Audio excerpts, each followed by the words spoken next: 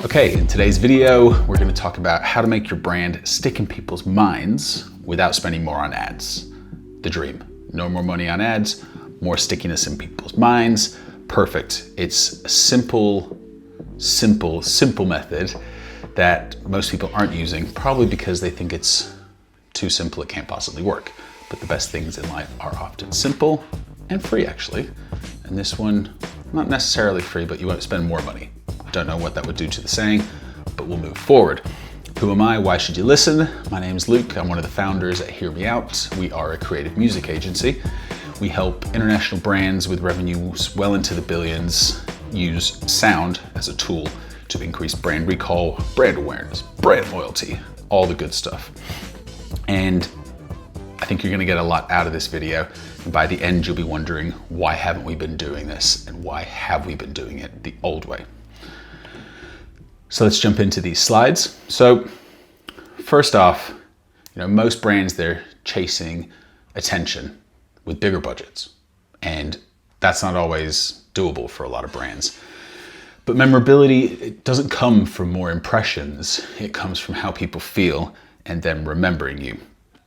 And sound is the ultimate emotional shortcut to making people feel something and making them remember you.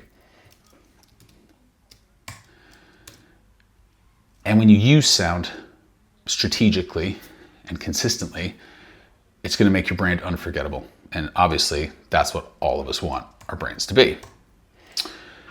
And you can do that without spending any more on ads. So what you're already spending on ads, instead of thinking, hey, this isn't working, we need to spend more money and just get in front of more eyeballs, you can use what I'm going to show you in terms of an approach with sound to maximize your marketing spend on your ads. And everyone's going to love that.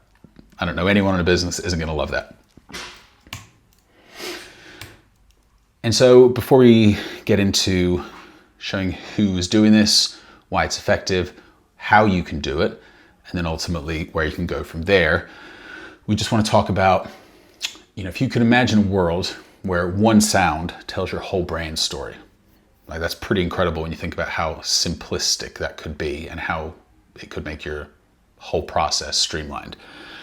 Where people are recognizing your brand before your logo even appears. And where trust is built simply because they've heard you before. And when people have heard you before, people instantly know it's you. It's an immediacy that is, it's incredible when you see brands that are actually doing it super effectively. And your brand feels familiar, it feels trusted. If you just imagine that, whenever anyone hears your brand, they're just gonna trust you and they're gonna be like, I know that brand. Oh, I don't know that brand. Huh, I just do, that's cool.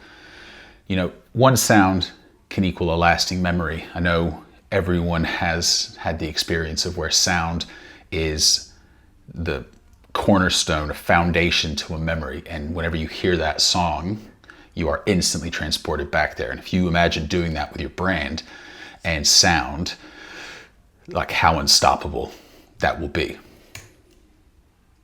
So who's doing it? Why should you do it? Like, hey, why haven't I heard about this, Luke? Why am I not doing this already? Who's actually doing it? Maybe this is just something you're doing to sell me something. Well, Netflix, McDonald's, Intel, tons of brands. Brands that you know and love and would recognize by their sound, but you've never thought, oh, that's that sound, because it's just such a wonderfully subconscious component to branding. Then I think that's why it gets overlooked. And neuroscience, science, can't deny science, proves that sound hits the brain in milliseconds. They've done a study at Caltech that your brain processes sound 100 million times faster than it does visuals. I've had to check that fact so many times because 100 million times sounds crazy to me. And Netflix to Dum, the Intel's Chime, the McDonald's Whistle, and the I'm Loving It, all these huge brands are using sound to hack recall and awareness and loyalty, and others are still just using visuals. So the speed, it's just undeniable. Science, it's the speed. Familiar audio, instant recognition, like instantaneous, part of the speed aspect, of course. And so many brands that you know and love that are making obscene amounts of money are already using it. So you should. And the ideal, Luke, how do I use sound? We use sound already. Yes, you might use sound already, but you probably use tons of different types of sound. Every different piece of social media content has a different song, but you wouldn't do that with your logo, your font, your color, your typeface. You know that those have to be consistent for the recall, awareness, and loyalty currency to compound and to build up to where people get that trust and familiarity. But people do it with sound, but you don't have to. So instead of trying to make all these decisions about what song to use and constantly changing that, what you can do today, one simple thing that I promised you at the beginning of the video, is to start using one song. If you can't afford bespoke composition right now, that's fine. Doesn't mean you need to lose out on all the great benefits of sound. Get your team together or get some people that you trust who know your brand, depending on your size. Pick 3 to 5 songs that you have the rights to use across social media. You always want to check you have the rights to use it. And pick one that perfectly personifies your brand or is very, very close. Obviously, the benefit of bespoke sound is you can make it really, really, really fit your brand and support the marketing message. But right now, you might not have to worry about that and you can still get the benefits. So we pick a track and you're going to use it everywhere, like everywhere. When you start to think, oh, I'm tired of that track, you're probably just using it enough for people to recognize you by that track. So consistency over complexity. You do not need to be spending hours getting in the weeds trying to pick what song you're going to use. Because you got one track. You picked your one track. What a dream. And you're going to use it everywhere. And I mean everywhere. You can use different parts of the song. It'll all be pushing back to that same core, consistent, foundational representation sonically of your brand. It's that easy. It's crazy. It is very simple, but it's so effective that you need to be doing it. And so many people don't do it.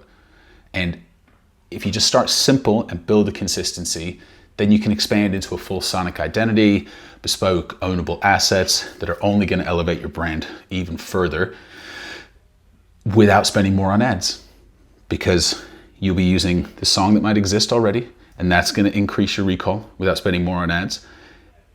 And then you're going to get a bespoke piece of ownable audio, and then that's only going to further increase that effectiveness of your existing marketing spend.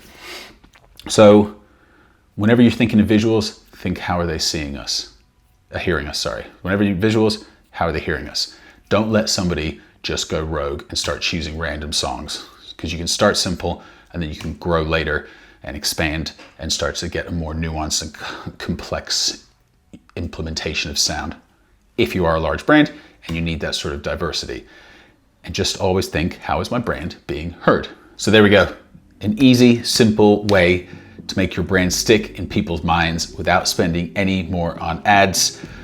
Comment how you guys are getting on. If you got any questions about the process or any specifics you want to go over, just reach out. We're always here to talk to great brands about how they can use sound.